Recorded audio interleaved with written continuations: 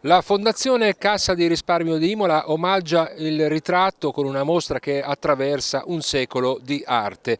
Volti, ritratti in Romagna dal primo Novecento ad oggi è infatti il titolo della mostra che dal 1° dicembre fino al 5 febbraio è ospitata negli spazi espositivi della Fondazione Cassa di Risparmio di Imola. Tra l'altro questa è la prima grossa mostra organizzata dal nuovo consiglio di amministrazione della Fondazione Cassa di Risparmio. Sono in compagnia del presidente Fabio Bacchilega.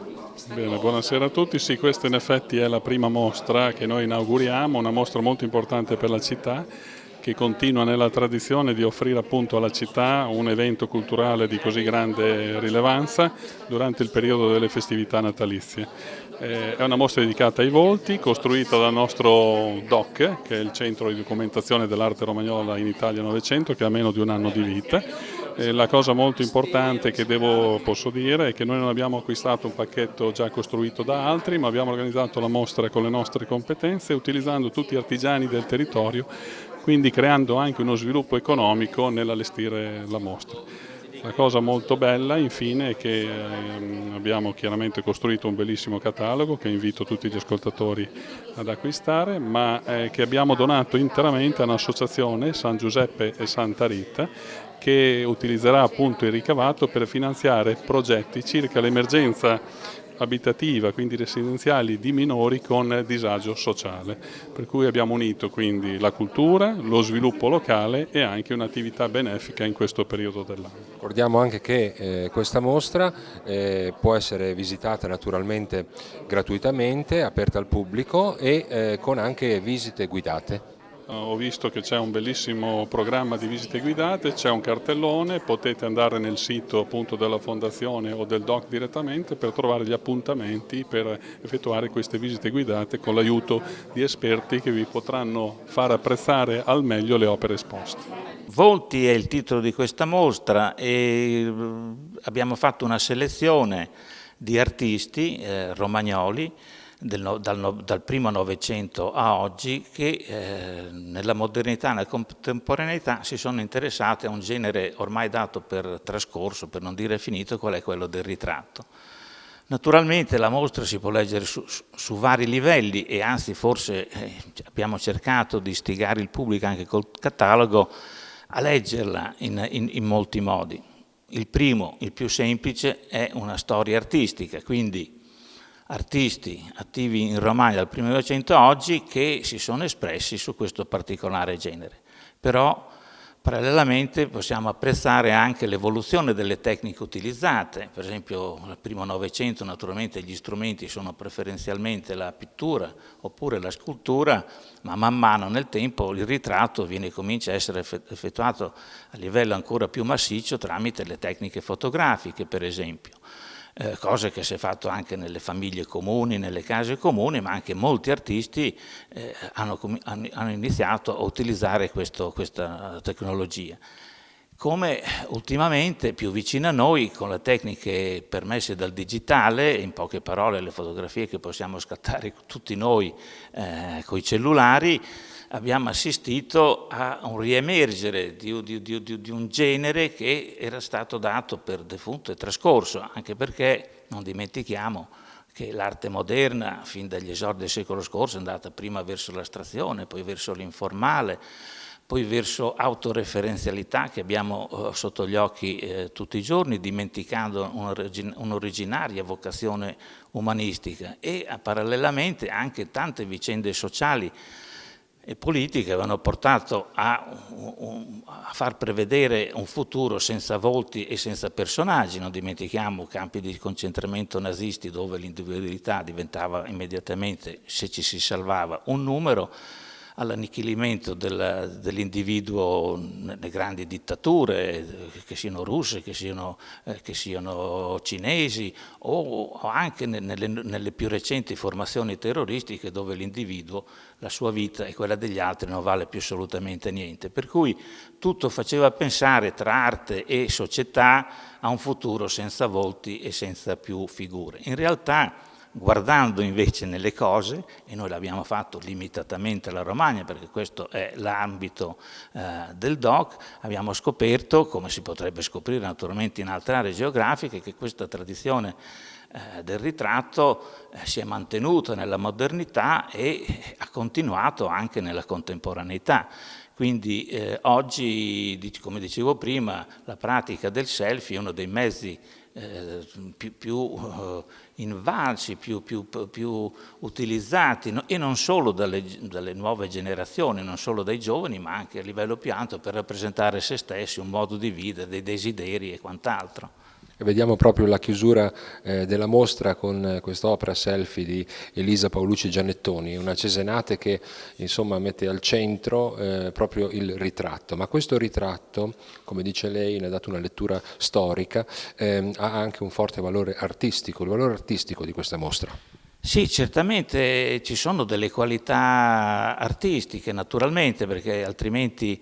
non ci sono solo delle intenzioni, ci sono anche dei risultati, quindi anche l'artista che lei citava, per i selfie potevamo portare da casa, non so, i selfie che faceva mio figlio, perché tutti i ragazzi e anche adulti, come dicevo, praticano i selfie. Abbiamo portato invece un artista che col selfie è stata presente a certe manifestazioni del Seafest di Savignano, dove la pratica del selfie è stata messa in evidenza. D'altra parte, pochi anni fa, lo stesso MoMA di New York, il Museo d'Arte di New York, ha dedicato una mostra ai selfie come nuova espressione delle nuove generazioni, come un momento dell'arte alla quale prestare attenzione. Ci sono anche delle curiosità, va detto, in questa mostra, ad esempio appena entrati si può scorgere sulla sinistra un ritratto di Gabriele D'Annunzio. In Romagna sono avvenute cose interessanti, per esempio D'Annunzio, come altri casi che potremmo citare, ha fatto il militare a Faenza nel 1890. Naturalmente probabilmente aveva già del tempo libero e in una villa di nobili tutti i giorni andava a cavallo con dame, eccetera, eccetera, sai, con quella chiave edonista che è tipica del personaggio. La cosa interessante qual è? Che un artista faentino, prematuramente scomparso nel 19, subito dopo la guerra a causa dell'epidemia di spagnola, che tra l'altro ha mietuto tante altre vittime e anche artisti nell'Europa di quegli anni, è quasi come molti artisti un veggente, e il futuro Vate d'Italia, destinato a tante imprese non solo sul piano letterario, poetico, ma anche politico, come conosciamo bene, quindi il futuro Vate d'Italia lo mette su un cavalluccio di legno, quindi con una grande ironia che in qualche modo dà un po' già la cifra di questo personaggio fuori le righe, che sarà D'Annunzio, che però già Calzi nel 19 non lo mette a cavallo, lo mette su un cavalluccio di legno. Quindi D'Annunzio con la Romagna ha avuto anche altre relazioni, per esempio quando autoproclama nel 1920 la reggenza del Carnaro, incarica un altro romagnolo, Antonello Moroni, un grande xilografo di Forlì, di curare gli aspetti culturali di questa reggenza. O poi a Castel Bolognese chiede per anni e anni, e sono conservati ancora oggi al Vittoriale, smalti su rame a Guidi di Castel Bolognese, che lui chiamava il grande smaltatore. Quindi tutti questi fili, queste relazioni che si possono leggere in parte in mostra, ma in gran parte soprattutto utilizzando il catalogo nella lettura della mostra, sono tutti fili e relazioni che mettono in connessione molte volte artisti, momenti storici con altri artisti e danno un quadro della Romagna delle volte insospettabile. Ne ha accennato il curatore, l'architetto Bertoni, al ruolo del DOC in questa mostra, ma lo chiediamo meglio a un componente del comitato scientifico che è il professor Balzani. Si tratta di una operazione culturale secondo me di primo ordine. Il tentativo di fare di Imola, grazie alla Fondazione, un luogo di confronto e di raccolta di informazione sull'arte contemporanea in Romagna, considerando la contemporaneità dall'inizio del Novecento fino ad oggi. Un modo per documentare, quindi anche attraverso uno spazio, un sito web, quindi assolutamente accessibile, ma dall'altra parte attraverso una serie di mostre riuscire in qualche modo a raccogliere il meglio dell'arte romagnola del Novecento e anche dell'inizio del XXI secolo, privilegiando naturalmente questa tradizione figurativa che appartiene profondamente all'identità romagnola, alla quale i romagnoli si sentono molto legati. Naturalmente con tutte le variazioni sul tema possibili che questa mostra sui volti documenta in maniera secondo me impeccabile. Bisogna dire anche che DOC, Centro di Documentazione delle Arti in Romagna,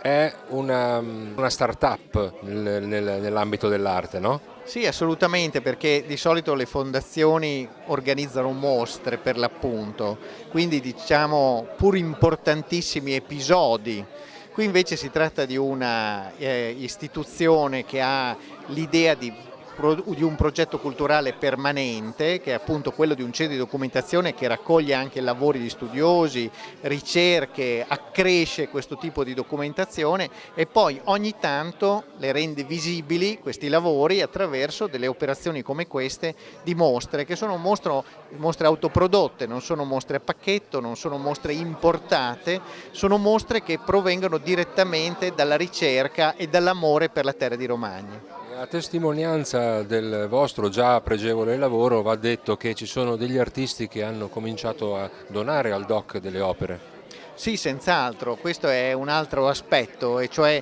il fatto che il DOC in qualche modo, riuscendo anche a valorizzare attraverso le iniziative le mostre, che con le mostre o anche attraverso le proprie iniziative di documentazione, spinge gli stessi artisti a trovare in questo centro e nella fondazione un luogo nel quale mettere in valore la loro opera da un punto di vista culturale, non dimentichiamolo, perché questo è il fondamento dell'attività del